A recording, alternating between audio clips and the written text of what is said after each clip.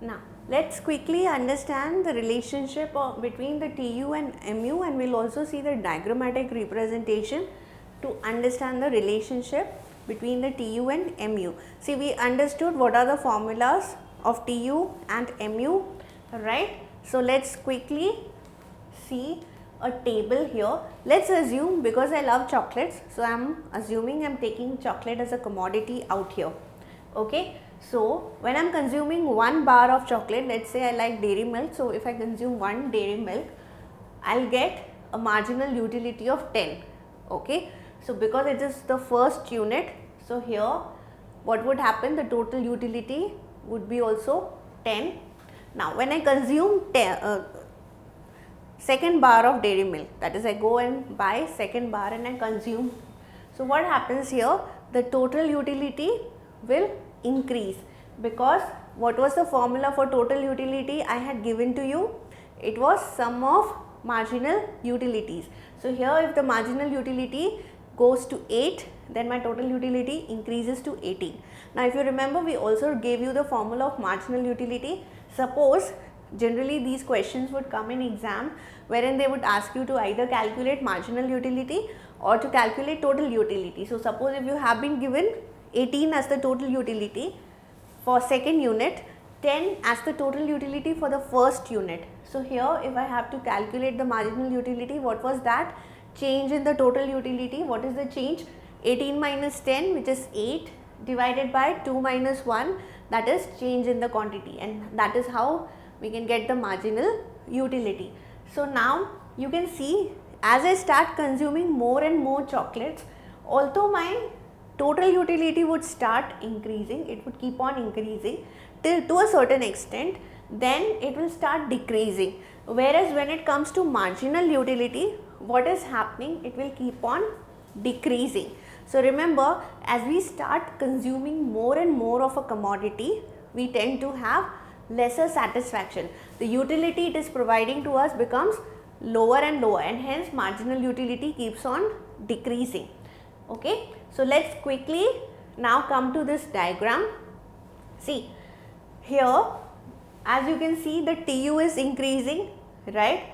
But then the increase has been at a decreasing rate. How do I come to this conclusion? Because if here it increased by 8, then here again that increase was only by 6, right? Further here it was 4. So what is happening? TU is increasing, but it is increasing at a very smaller amount with each additional unit, and hence we say that TU is increasing at a decreasing rate. Okay, now let's come to this diagram here. So if I have to plot this marginal utility on the axis, what you can see here, the line is a downward sloping line. Why? Because the consumption of successive units, as they were done, the satisfaction became less and less, and hence from 10 it went down to minus 2, and that is the reason this is a negative sloping curve. Here you can see it is going down as and when the units consumed are increasing. Okay, now let's understand the relationship between TU and MU in the diagrammatic format. So when TU was increasing, see from here it is increasing, right? At that time the marginal utility is diminishing. So remember, the first relation here is whenever there is a total utility increasing, the marginal utility will keep on diminishing.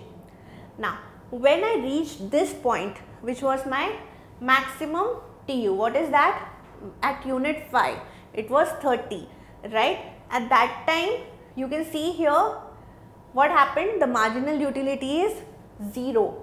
Okay, so at maximum total utility my marginal utility would be 0. Now remember, here we would take this at 6th unit because it is 30 even here.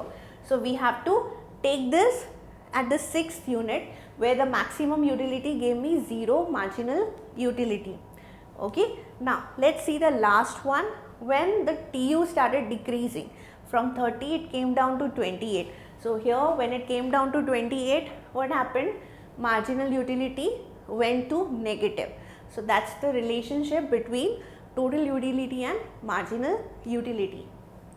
Now let's quickly recap the relationship between TU and MU. See, what is the relationship out here? MU would be the rate of change of total utility. Whenever you're reading this, try to remember the table which we saw.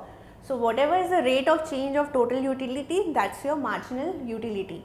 Whenever MU decreases, the TU would increase, but it will always be at a decreasing rate because the satisfaction of eating one more chocolate keeps on diminishing. When the MU becomes 0, TU is maximum. It is the saturation point. See, no matter how much I like chocolate, there would be a limit. I cannot eat beyond that limit. My body will say no, no more sugar, or maybe I would say I'm not really interested in eating sugar. You can try, or eating chocolates. You can try this at home. Whatever you like, you can just keep on eating. You will realize that after some point that saturation will come in and your marginal utility will become 0. Okay. Now whenever the MU is negative, that means the TU will start declining from that point, or it would decline. So that's the snapshot of the relationship between TU and MU.